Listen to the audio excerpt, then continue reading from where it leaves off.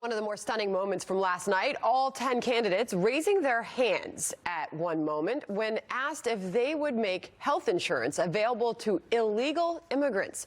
President Trump responding on Twitter, all Democrats just raised their hands for giving millions of illegal aliens unlimited health care. How about taking care of American citizens first? That's the end of that race. Matt Schlapp is the former White House political director and chairman of the ACU. Good morning, Matt. You watched every minute of it. What did you think? I actually did. What did you think of that moment? The New York Post captured it on its cover this morning. Who wants to lose the election? Pictured all those candidates raising their hands about that issue. Look, I'm a partisan Republican. Obviously, I'm a conservative, Sandra. So when I'm watching the Democrats debate, I'm obviously not agreeing with a lot that's happening. But as somebody who supports President Trump, I'm worried about this election. I want to make sure that people understand how close it could be. I am extremely concerned that one of our two major parties is lurching so far to the left, embracing socialism. Think about this. When they raised their hands to say that illegals, people here illegally who've broken our laws, should get health insurance paid for, right? They all want Medicare for all. This is a program American seniors have paid into their whole life, and then they're expecting to get health care at the end of their life. And now they're saying, not only are we going to give your Medicare dollars to everybody, all these able-bodied people who are young and could work, we're now going to give your money to people who are here illegally. This is a shocking, disgraceful, irresponsible policy. And Sandra, think about it. People come here on legal visas all the time. Are they now going to get health insurance? What if someone's traveling to America? Do they get health insurance? People who are here legally aren't covered. People who are here illegally are going to get covered. This is insanity. You know, a Political magazine piece this morning, did the Democrats step on a second big landmine? It actually points out there was no mention, not one, about how to deal with what has been a flood of arrivals at our border. Where was the solution in that debate last night, Matt? Who comes out a winner from this? Okay, so I do think Kamala Harris did very well. But Sandra, let's think about this. They also raised their hands to say that they will decriminalize illegal border crossings at our southern border.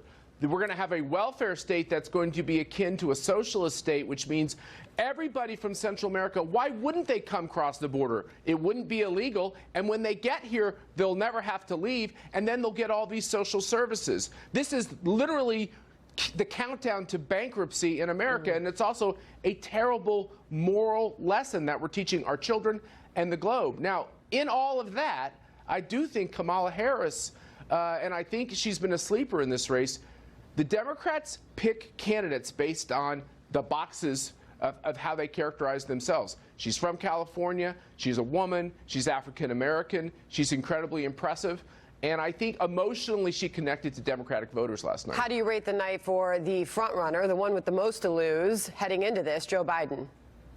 Yeah, Joe Biden, I felt like metaphorically he was lying in a pool of his own blood by the time Kamala Harris got done rhetorically just filleting him. I think he had a bad night. I think he talked about yesterday a lot, Sandra. If you could count how many times he said, I did that 10 years ago or 20 years ago or 15 years ago, he's validating the idea that Democratic voters want to pick him because he's been a hero of the past. Democrats, I know, they don't care about the past. They care about the future.